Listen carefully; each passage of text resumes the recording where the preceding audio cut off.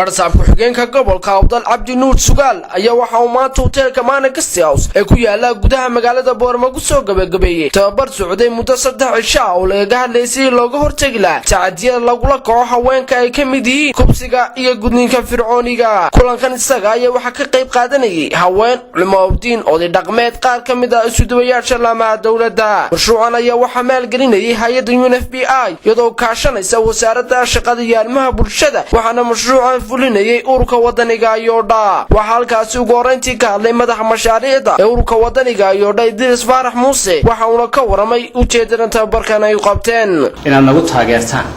oo kalmadiina noo gaarsiisan bulshada sidii loo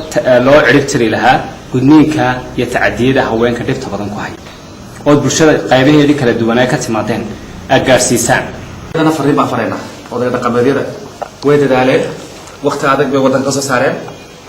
nabad iyo deganaansho ay soo dabaaleen waqtiga loo baahnaa roolkooda way qaateen laakiin imika waqtigii sharciga la socodsiin lahaa. isuduwa wasaaradda shaqada iyo arrimaha bulshada ee gobolka Awdal Firdawsa Sheekh Saciid oo iyadna halkaasi ka hadashay ayaa waxa ay tilmaamtay dad laga leeyahayna ay tahayna dhibaatooyinka uu keenay tacadiga ama kubsiga iyo gudniinka fircooniga sida darteed waxaan filayaa fariinta wasaaradda shaqada iyo arrimaha bulshada ku aadan halkan inay tahay sidii loo mideysnaan lahaa haday culimo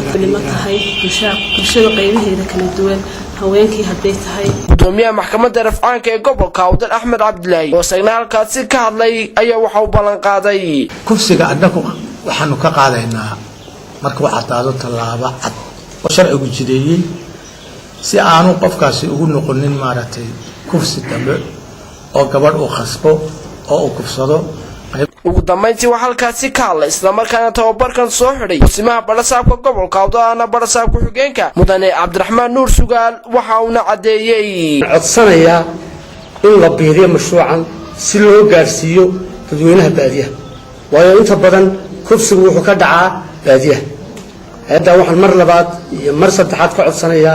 inay mashruucan biiriso. Maxamed Xasan Ismaaciil Beer Bulsho TV magaalada Boorama.